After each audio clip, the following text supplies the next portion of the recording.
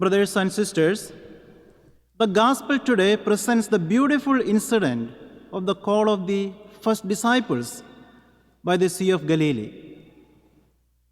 This call narrative is a reminder of two important aspects of our Christian life and vocation: the charismatic call of the Lord and the resolute response needed from us.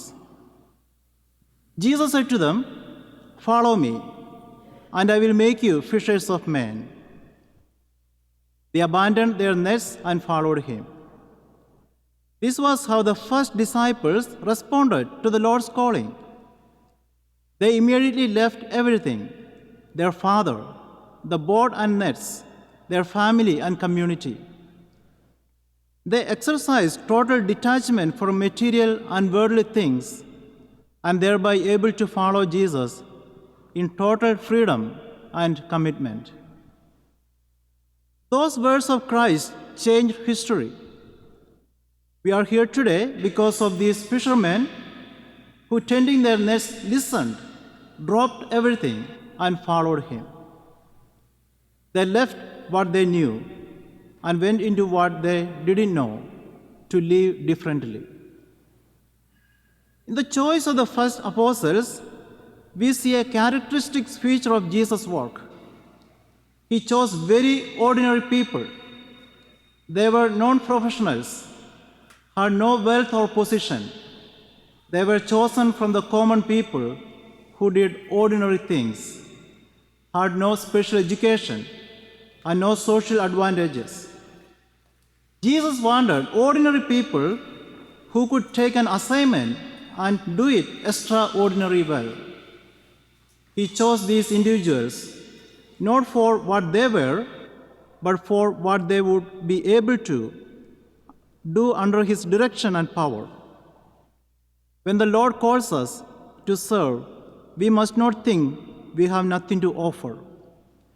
The Lord takes what ordinary people like us can offer and uses it for greatness in his kingdom. Jesus' call was not to a life of comfortable ease, sloth, or inactivity, but he invited and offered them a task in which they would spend themselves to serve others.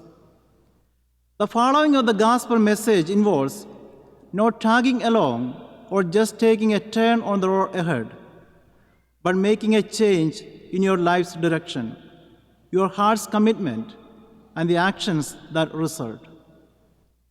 Christ still calls us. In the calling, we must remember that he is not only calling us to something, rather he is calling us away from something.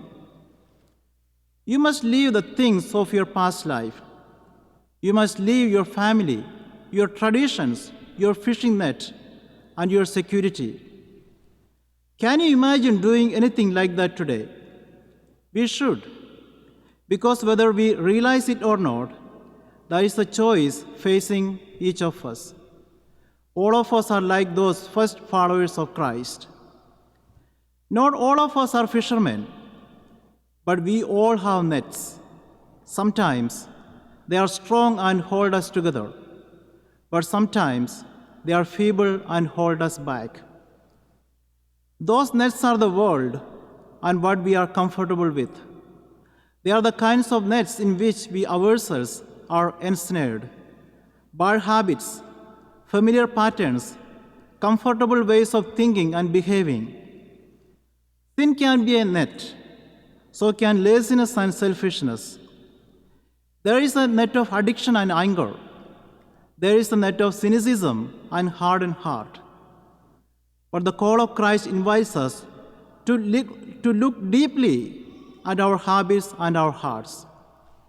What are the nets in our lives that we need to leave behind? What are the tangled webs that are holding us back? Jesus is constantly seeking us. We only consider the aspect of we seek the Lord.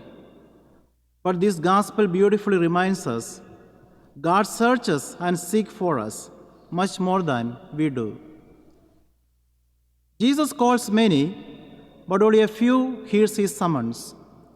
In most churches, Only a few of the congregation are really involved in the life of the church. A few are relatively faithful in worship.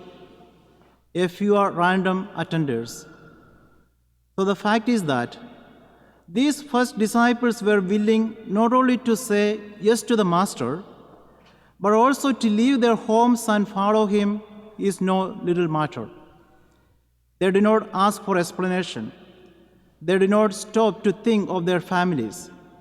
They did not give a thought to what they were leaving behind, but they just followed him. Are we willing to abandon like them and follow Jesus? Like Simon and Andrew, James and John, we are called to leave our old ways of doing things. It is a call to sacrifice, to surrender, to trust, and to change our everyday life. Amen.